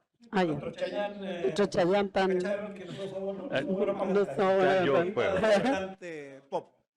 Se arrepintió. Gabriel, yendo al tema institucional nuevo, ya. ¿de dónde ves tú los principales déficits? A ver, hay varias cosas. Estoy totalmente de acuerdo en la capacidad de coordinación. El sistema de seguridad y justicia chileno tiene una incapacidad de coordinación profunda. La responsabilidad siempre se busca dejar en la vereda al frente. Cada uno piensa que hace su función, pero que el siguiente eslabón el que no la hace. Y eso, evidentemente, sin entender que muchas veces el eslabón siguiente no puede hacer su función porque no estaba suficientemente bien hecha la función anterior. O sea, si no establecemos metodologías que permitan una mirada integral del sistema, no vamos a tener avance. Creemos ahí que el Ministerio de Seguridad puede ser súper importante. No porque, o sea, no creemos en que sea necesario aumentar una burocracia o una institucionalidad pública más fuerte solo por sí misma, sino porque hay una incapacidad clara que resolver, que es que el Ministerio del Interior no tiene, va a decir algo duro, pero no tiene la capacidad técnica ni los conocimientos que se requieren para poder establecer políticas generales de seguridad, ni programas específicos en seguridad. Y la historia en gran medida lo ha demostrado, no es suficiente. Por ejemplo, para ser contraparte, para ejercer el rol rector que tiene que establecer. Una cosa es definir una política, pero otra cosa es hacer que esa política se implemente. Y para eso uno tiene que tener la capacidad de ejercer un rol rector de los servicios que dependen del ministerio. Y un servicio más que depende del Ministerio del Interior son las policías. Y tiene que tener la capacidad de ser una contraparte activa que logre hacer cambios institucionales también en esos organismos dependientes del Ministerio del Interior, como las policías. Entonces, primero tiene que haber eso, una capacidad técnica, un conocimiento, que ojalá sea más permanente, con una política de Estado que trascienda a los gobiernos y que no cambie permanentemente. Y tiene que tener el tiempo y la capacidad de dar esfuerzo suficiente para que eso pase. Y por eso que pensamos que un ministerio que se pode de las cosas que quedan en el otro lado, de los temas más políticos, puede ser mucho más efectivo. Lo segundo es que no hay que entender que simplemente un buen ministerio, un buen conocimiento va a ser suficiente. Hay una voluntad institucional. Y eso es súper complejo. En Chile necesitamos hacer cambios culturales en las instituciones. Las instituciones no comparten información, no es porque no tengan sistema. El BUD, había una foto de la fundación hasta hace poco, cuando el gerente general de la fundación en esos años, hace 20 años atrás, le entregaba al presidente Frey un documento que era cómo había que hacer el BUD. Y han pasado 20 y tantos años y el BUD, si bien hoy día... Base unificada de datos delictuales, era claro. No, hoy día está funcionando Más o menos, no suficientemente. Y eso no es porque el instrumento no haya sido suficientemente bueno, no es porque la idea no haya estado clara, es porque no hay voluntad de compartir información. Y en materia de seguridad esto es súper crítico porque hay una justificación que parece bastante obvia al oído desconocedor. Oye, ¿cómo voy a compartir yo los datos de seguridad? Es muy difícil. ¿Cómo voy a decir yo cuántos carros policiales tengo? Es muy complejo esa información de seguridad pública. Yo no puedo ponerme en riesgo porque si no esa información va a llegar a oídos de delincuentes y puedo ser más vulnerable. Y con eso se incapacita el sistema de que logre mejoras porque no se logra diagnosticar correctamente cuáles son las debilidades que tiene el sistema. Entonces, estos son cambios culturales. Entonces, que tenemos que, y por eso que la reforma de Carabineros y de la Policía de Investigaciones también es tan necesaria y debería tener una profundidad que llegue a eso y no dejar de mirar lo cultural. También, evidentemente, establecer metas conjuntas, lo decía la alcaldesa, es muy importante, la transparencia para que esas metas la conozca la ciudadanía. Y por último, herramientas de priorización. El sistema no es capaz de atender todos los delitos. Y eso es algo que como país tenemos que entender. O sea, ningún país la tiene. Los fiscales, si uno ve las denuncias que hay y las divide por los fiscales y las divide por la cantidad de tiempo que está abierta una causa en promedio, yo hice el cálculo el otro día, me dio 1806. Un fiscal en promedio permanentemente tendría que tener 1806 causas en su escritorio, investigando. Eso es imposible y por lo tanto tenemos que establecer herramientas de priorización de causas. Archivar rápido, pero registrando antecedentes que nos permitan después agrupar, eso es muy importante y por eso el Sistema Unificado de Datos Delictuales, no, perdón, el SACFI, el sistema... es tan relevante, pero también identificar claramente cuáles son las causas o los delitos que están generando mayor daño a la ciudadanía, para centrarnos en esos delitos también y perseguirlos con mayor fuerza para poder disminuir lo que busca la Fiscalía, evidentemente. No es solo resolver causas, sino, ya que tiene que priorizar, resolver las causas que pueden generar un mayor beneficio social, o sea, donde puede reducir el mayor daño que genera el delito. Carolina, en tu respuesta, que fue bien interesante porque fue como anti de tu propio gremio de alcaldes, un poco anti la superfocalización municipal de la política, me gustaría que nos pudieras ver entonces cómo ves tú, aparte, digamos, qué es lo que está faltando para que las gobernaciones asuman este rol. ¿Qué pasa con las municipalidades? O sea, también ahí, en ese nivel, probablemente ellos podrían ser un actor que un poco necesita esta fragmentación, porque esto significa a veces recursos, qué sé yo. Entonces, si nos podrías ver cómo visualizas tú una nueva aproximación para enfrentar la necesidad de que esto sea mucho más territorial en el contexto de las organizaciones actuales. Sí, yo creo que aquí hay un factor común, ¿ah? Primero, y quiero volver un poquito atrás de la conversación cuando hablamos de qué es lo que nos falta, o por qué políticamente esto cuesta que avance, lo decía la ministra también, y por qué tiene que ver con los municipios. Es que el principal problema que tenemos es que ninguna de estas cosas se ajusta a los tiempos políticos para tener soluciones concretas. Entonces, quienes estamos en los 4 años de gestión, ya sea el gobierno, los alcaldes, tendemos a buscar soluciones más efectistas que efectivas, porque en la práctica el vecino te está pidiendo, haz algo ahora, pon más vehículos de seguridad, pongan más, y uno tiende a invertir en las cosas que probablemente tienen menos impacto a la larga, pero que tienen mucho impacto en el corto plazo. Entonces, y en la percepción, por supuesto. Pero si uno ve, por ejemplo, la cantidad de vehículos que tiene Las Condes o Vitacura, que triplican, cuadriplican, quintuplican la que tiene cualquier comuna de Chile, y uno se da cuenta, el nivel de delitos que hay en esas comunas no tiene relación con la inversión que han hecho en temas de seguridad. O sea, debieran, si fuera así, si fuera lineal la inversión, o sea, si fuera proporcional, perdón, la inversión en relación a los delitos, en esas comunas el delito debiera estar en cero. Si uno dijera, oye, mira, esto funciona, sirve, y eso porque hemos durante años estado en un sistema donde nos han convencido de que todos estos sistemas de tolerancia cero, se le acabó la fiesta a los delincuentes, y todas esas cosas funcionan, pero en la práctica todos sabemos y nos damos cuenta que no funcionan. ¿Y por qué lo llevo a lo municipal? Porque en lo municipal eso se replica. Y yo creo que tenemos que tener la oportunidad que tenemos hoy día los municipios es ajustarnos a lo que la ley además nos dice que tenemos que hacer, que es la prevención. Y cuando hablamos de prevención no es a largo plazo, es a corto plazo. Y también es a mediano y a largo plazo. Cuando nosotros invertimos en cámaras de televigilancia, cuando invertimos en organización vecinal, cuando invertimos en iluminación, cuando recuperamos espacios públicos que están abandonados, cuando recuperamos una plaza, cuando generamos denuncia anónima para poder generar información para que haya acción más efectiva preventiva a las policías no son cosas de largo plazo, son de corto plazo.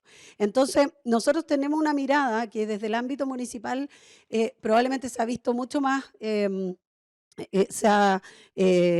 diría, como en la práctica se visibiliza mucho más, que es el tema de que la prevención en Chile ha estado muy por debajo de la mirada política, porque no suele ser tan políticamente sexy hablar de esto, pero en la práctica el rol preventivo que los municipios sí podemos hacer es bien importante. Algo dijo la ministra ahí de hay un rol que quieren ellos fortalecer, no solo con más recursos para invertir, sino que también porque nuestro país tiene una deuda en prevención muy grande. O sea, aquí se ha invertido 90-10 durante muchos años, porque la lógica política te hace que inviertan solo en más policía. Y hoy día, por ejemplo, cuando uno dice, mira, queremos más policía en las calles, pero tú ves que el nivel de reiteración de delitos es inmenso, lo que estamos haciendo es que desincentiva la acción policial, porque hay todo un procedimiento, helicóptero, imagínate el típico portonazo, típico noticia policial. Un portonazo en una autopista, helicópteros, carros policiales, entre medio el carro policial chocó, se dio vuelta, se destruyó, los policías quedaron heridos, no sé qué, llega al control de detención, eran todos menores de edad, medida cautelar, ¿cómo se llama esto? Control del Sename, no sé qué. Y hasta ahí llegó la causa. Y todo lo que se hizo para ese delito finalmente fue ineficiente. Al final, ¿qué pasó con esos jóvenes? No lo sabemos. O sea, finalmente, o la otra alternativa es encontraron el auto en la comuna de no sé dónde, pero ya no es identificable que esa persona cometió el delito, entonces ya no es robo con intimidación, es receptación. Por lo tanto, tampoco hay una pena alta, etc. Entonces, ¿qué es lo que me refiero con esto? Que esos jóvenes que estaban en ese delito necesitan de una intervención ahora. Y si uno lo hace ahora, ese de joven va a dejar, o sea, nuestra idea es que si cometió un delito no vuelva a cometerlo. Y por lo tanto ahí el rol municipal en programas de intervención para jóvenes, niños y sus familias, porque esto no es solo intervenir, sino que se interviene a la familia, que generalmente son familias que están involucradas en el delito, etcétera, etcétera. Entonces, si nosotros tuviésemos recursos y tuviésemos una política que interviene realmente en ámbitos preventivos, déjame solo darte un solo ejemplo, perdona que me extienda aquí 2 segundos. Nosotros hicimos hace tiempo atrás un genoma delictual en nuestra comuna y vinculado a otras comunas vecinas donde también eran parientes y tenían conexiones. Llegamos a más de 150 personas conectadas entre sí en delito. Pero ¿cuál fue la conclusión nuestra? ¿Y qué hacemos con esta información? Bueno, habían 20 o 30 niños que estaban en esa familia. Es decir, si nosotros seguimos a esos niños y esos jóvenes, probablemente estamos haciendo una contribución, porque si esos niños no los seguimos, si están en el colegio, ¿qué carrera van a llegar ellos? Entonces, con eso te digo que el ámbito preventivo creo que es la principal deuda, y los países que les ha ido bien en manejar los temas delictuales no son países que han invertido necesariamente en más policía, en más represión, por decirlo así, en más control. Son países que han invertido en deporte, en cultura, en el uso del tiempo libre. O sea, está más que demostrado. Entonces yo creo, y los municipios hoy tenemos un rol fundamental. Mientras más multicanchas, talleres deportivos, mientras más cosas culturales podamos hacer para que los niños estén ocupando su tiempo libre, mientras más posibilidades de que no se metan en las bandas delictuales, son la fórmula para sacar adelante una sociedad, una comunidad que es más feliz y que al final son niños que tienen oportunidades, o sea, el tema educativo, o sea, cosas que son de perogrullo, pero que nadie se atreve a decir, miren, en esto hay que invertir más. ¿Por qué? Porque el delito está ahí, entonces la gente tiene la tentación de decir, no, hay que invertir en más carros policiales, más, pero no son esas las sociedades que le han ganado, digamos, a enfrentar el delito de manera efectiva. Bueno, nuevamente un punto de acuerdo con Daniel en términos del énfasis que venimos a poner acá, y que efectivamente es un tema que queda muy postergado a veces en este debate. Daniel, última pregunta que le hago yo, porque vamos a recoger un par que llegaron del público. En debate en materia de seguridad en el tiempo hay palabras que se transforman en palabras mágicas y que se ocupan para todo y que significan mucho. No quiero decir que no sean importantes, pero que significan poco también. Una de ellas, donde parece hoy día haber acuerdo, es que crimen organizado tiene que ser una prioridad. ¿Cómo ves tú el problema del crimen organizado? ¿Dónde crees que tenemos el problema? ¿Qué significa? ¿Dónde tenemos los puntos ciegos en este tema? ¿Hacia dónde nos deberíamos alinear para enfrentarlo? Para empezar a ponerle un poco más de luz, ¿cierto? Porque si no nos quedamos con la etiqueta crimen organizado. Bueno, la ministra un poco lo decía, todo ahora, cualquier picante es del Tren de Aragua, por así decirlo. Entonces, poco cuál es la visión que tú tienes, pues yo sé que este es un tema que te ha preocupado y está empezando también a trabajarlo bien. Efectivamente. A ver, primero, evidentemente hay que ponerse de acuerdo en qué es. Y algo que parece bien obvio y no lo es tanto. O sea, en la Fundación nosotros hemos trabajado ya hace bastante tiempo en revisar literatura, tratar de entender experiencias de otros países y poder ponerle contornos a un tema que evidentemente es preocupante y que queremos poder primero diagnosticarlo correctamente para poder proponer soluciones porque tenemos una percepción y en la ciudadanía evidentemente hay una percepción de que está generando mucho daño. Por eso que en la Fundación creamos la Dirección de Crimen Organizado. Aquí tenemos a la flamante directora del área, la Francisca Bert, directora del área de Crimen Organizado. Lo primero es que hay algunos indicios, que ya nombraba la ministra algunos y que son relevantes. Evidentemente ha habido un aumento en la cantidad de homicidios importante. Cuando uno mira el aumento en los homicidios, hay un 20% de los últimos 7 años, hicimos el primer semestre de cada uno de los años, nos dio que el 20%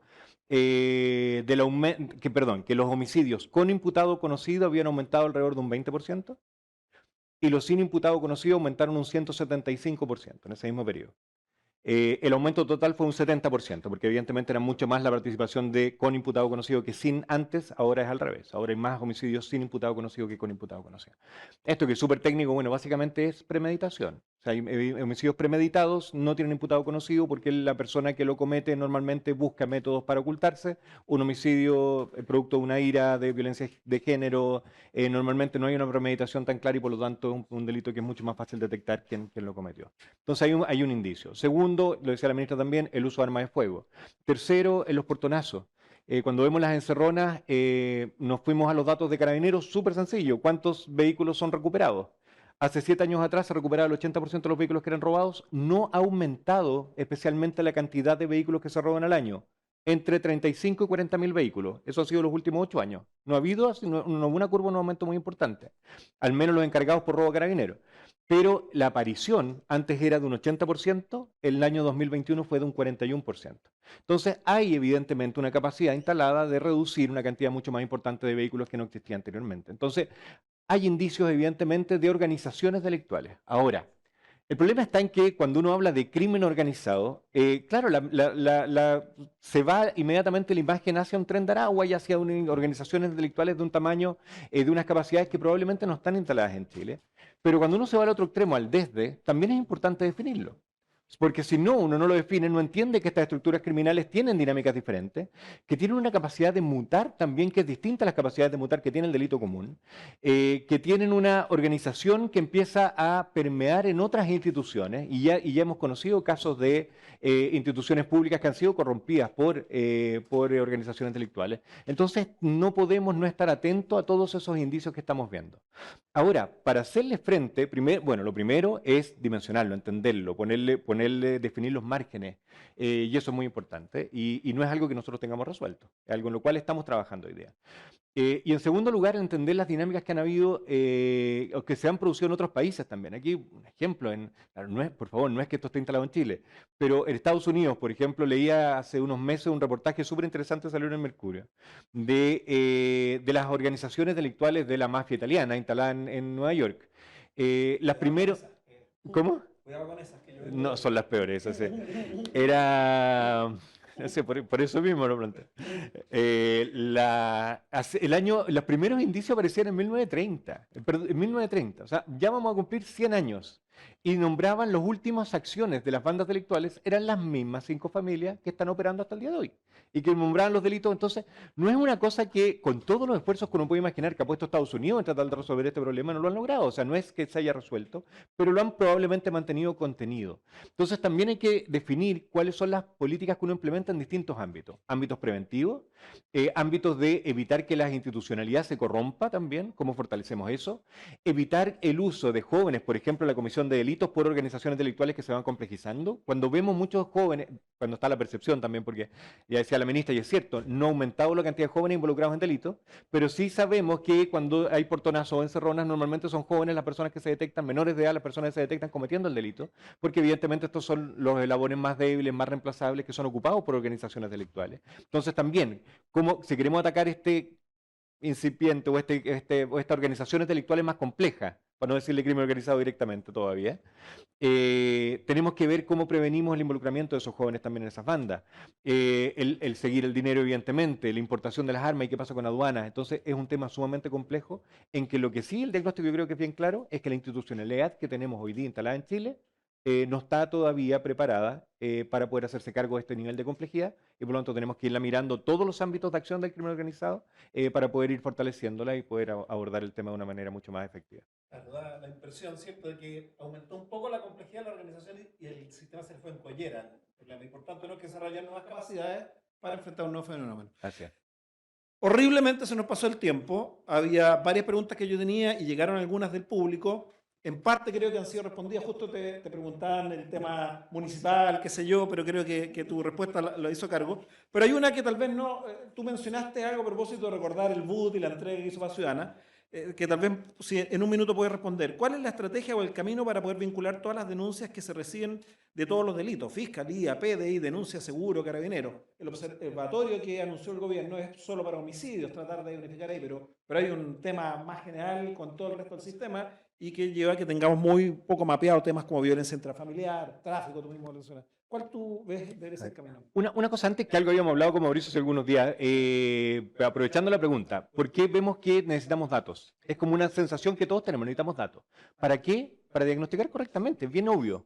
Sin embargo, tenemos una peligrosa instalación de una declaración, como un statement, que dice que están agotados los diagnósticos, que es el minuto de la acción. Este tipo de preguntas ayuda a posicionar ese tema. No están agotados los diagnósticos. Lo que está agotado es que se hagan diagnósticos sin implementar políticas públicas basadas en los diagnósticos que se han ejecutado. Eso es lo que falta. Y por supuesto que el delito muta permanentemente y por lo tanto nunca van a estar agotados los diagnósticos porque siempre vamos a tener que estar entendiendo las nuevas situaciones delictuales. Para poder lograr que los datos se compartan, como lo decíamos antes, lo primero es lograr que se entienda que hay un sistema de gestión de la inseguridad en el país, que tiene que entenderse como un sistema, que las metas tienen que ser compartidas y que tenemos que romper las culturas de silo que existen dentro de las organizaciones. Y yo creo que en un minuto en que logremos hacer esas tres cosas, compartir información, generar la herramienta de compartir información, establecer metas conjuntas, con indicadores claros, y trabajar las culturas organizacionales para que sienten que son parte de un sistema, yo creo que vamos a poder avanzar de manera efectiva en que se compartan más datos. Suprimir las preguntas que te llegan, porque creo que están. Igual te doy 30 segundos si quieres dar una idea final de cierre. Yo creo que comparto una cosa, pero difiero, no sé si difiero. Creo que lo que está agotado, en realidad, más que el diagnóstico, porque siempre hay que estar generando datos y información. Yo creo que las causas, cuando uno se refiere al diagnóstico, como que todos sabemos ya más o menos de dónde viene esto, o sea, cuáles son las causas de por qué los jóvenes entran al delito. O sea, por ejemplo, en el ámbito de los perfiles juveniles, deserción escolar, violencia intrafamiliar, maltrato, abuso, incluso abuso sexual, consumo problemático de alcohol y droga o drogas, deserción escolar, o sea, negligencia parental, como que todos ya sabemos de dónde viene. Entonces yo creo que más que el diagnóstico es como la causa y por dónde abordarlo ya sabemos. Más bien la pregunta es cómo generamos y implementamos políticas que se hagan cargo de esas situaciones. Nosotros en Peñalolén al menos cuando decidimos hacer esto, y era porque la gran cantidad de niños y jóvenes que ingresaban en la carrera delictual de nuestra comuna era preocupante y tuvimos casos emblemáticos que eran televisivos en su momento, conocidos con apodos, etcétera. Cuando decidimos hacernos cargo de esto, decimos, ¿qué es lo que hacemos? Y vamos a eso, y tenemos el programa Triple P de apoyo a la parentalidad positiva, y después nos metimos en el SAT, que es el Sistema de Alerta Temprana de Deserción Escolar, y tenemos el CAT, que es el Construyendo a Tiempo en Comunidad, donde hacemos intervenciones en barrios vinculadas al deporte, pero que son barrios donde ha habido, son intervenciones universales, no seleccionamos, eso es lo otro, y quería también decir que es muy importante actuar también más universalmente, como que todos los programas son focalizados al joven infractor, infractor, al niño, y nosotros tenemos que empezar a actuar de manera más universal en los barrios, porque son potenciales. O sea, cuando tenemos en un barrio focalizado que tenemos 5 niños que han ingresado a la carrera delictual, es porque hay una configuración social, sociológica de ese barrio que se da y que dice, ¿sabes qué más? Aquí hay un problema. Probablemente hay una banda que los recluta, probablemente hay condiciones espaciales que permiten que estos niños ingresen. Entonces, vamos a meternos en ese barrio. ¿Qué está pasando ahí? ¿Por qué estos niños están entrando? Vamos a hablar con la familia, y así hemos logrado bajar la cantidad de niños que ingresan en la carrera delictual. Entonces, claramente, efectivamente, el diagnóstico tiene que ver con también decir, bueno, ¿cómo nos hacemos cargo de ese diagnóstico? Y ahí yo comparto con Daniel de que efectivamente falta hacerse cargo, porque hay muchos diagnósticos, pero no hay políticas que se implementen, que se hagan cargo de aquello.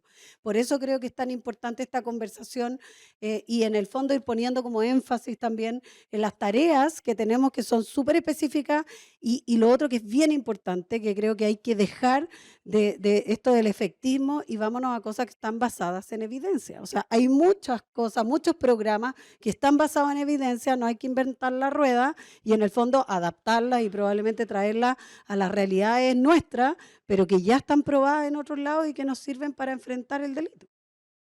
Bueno, se nos acabó ya el tiempo, tenemos que cerrar con un gran agradecimiento a Carolina y Daniel, con un aplauso, yo los presento.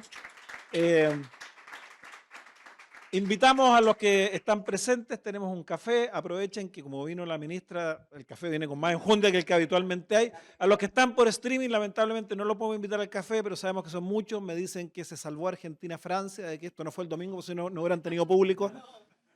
Así que, bueno, los invitamos a futuros eventos en este tema. Muchas gracias a todos.